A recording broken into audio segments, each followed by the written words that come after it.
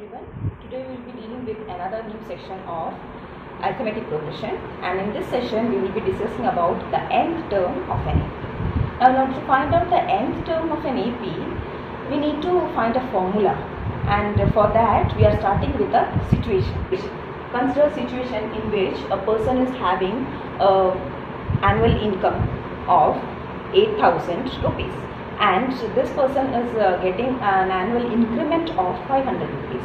So we can just find out for next year what will be his salary, for the other next year what will be the salary, like that, right? So first year's salary of the person will be 8,000. Now he is getting an annual increment of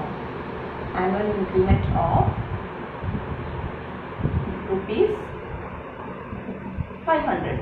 So that you can say that second year his salary will be how much? Second year salary will be this rupees 8,000 plus 500. That means the person is getting rupees 8,500 as the salary for the second year.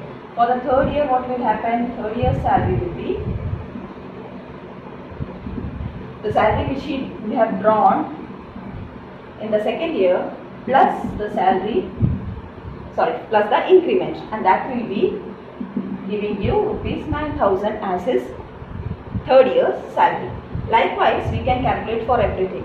Now, if suppose I want directly what is the 15th year's salary,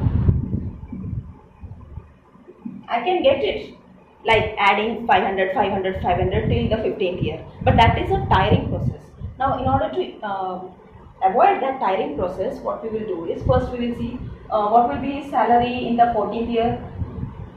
Salary for 14th year plus the increment which he is getting every year, that will be his 15th year salary. So 14th year salary I will be writing like 8,000 plus every time, that is this year first year salary, and how many times it will go till your 14th year. So 13 times that 500 will be added every year, right? So 500 plus 500 plus etc. plus 500, this will be actually his 14th year salary when it is 13 times coming. Okay, 500 adding 13 times plus this 8,000 will give you the 14th year salary, and together with that the increment, annual increment, which is 500, will give you the total salary in the 15th year. So what is this? This is 8,000 plus 13 into 500, right? Plus 500. So that I will get 8,000 plus, this will become how much? 14 into 500. If you are taking out 500 in common from these two terms, you will get 13 plus 1 into 500, which is 14 into 500. So this is the salary, that is you will be getting 15,000, and this will be the salary of the person in the 15th year. What we are doing is we are just arriving at a formula in order to find the 15th year salary directly. Okay, now again if I want the 25th year's salary, what will be the case? How I have to do it? I will just take 8,000. If I see here, you just see here, this is your 15th year's salary, right? So here this is actually 8,000 plus 14 connected with 15 is 15 minus 1 into 500, right?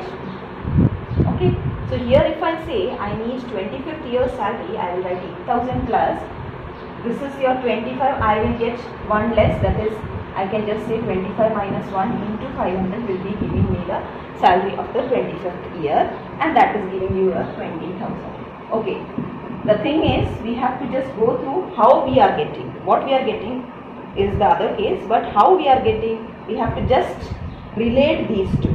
This is acting as, when you say, this is acting as your, see, 8,000, then it will become 8,500, then it is 9,000, then 9,500, etc. That means this term is acting as your first term, that is A, right? And second term minus first term is giving you what? D, and that is your 500. Okay, and what is this 25? This is actually the n which you want, that is nth term when we reach instead of n you have 25 here. So here we are using that n minus 1. So getting into the formula, what we will get as the nth term or the 25th term, this is a plus 25 minus 1 into d. So that I can just rewrite this as a, which is your first term in the AP, plus whatever term you want, that is nth term which you want, that will come here, minus 1 into the common difference, right? Into the common difference will be your nth term. So for nth term we use the notation as an, and an will be first term, usually denoted as a or a1. Here we will use a plus n minus 1 into common difference is denoted as d. So this is the formula for finding out the nth term. Okay. So we are just now generalizing the statements which we have discussed. We are just generalizing and telling that if a1, a2, a3, etc. be an AP. Now this is an AP, means I am just again rewriting this a1, a2, etc. terms as a1 can be written as a, that is if a2 can be written in terms of a and d, how we will write a2, it is a plus b, a3 is a plus 2b, etc. be an AP. If this is an AP, then we can say that the nth term is given by a plus n minus 1 into d, where a is the first term and d is the common difference. Now this nth term is usually notated as a suffix n.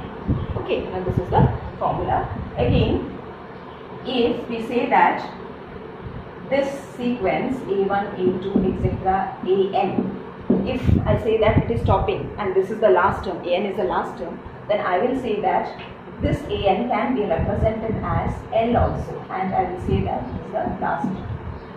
Okay, that means it is a finite sequence. When you have finite sequence, an will become the last term. Otherwise, it is a general term. So this is also known as a general term of an AP. General term of an AP. Okay.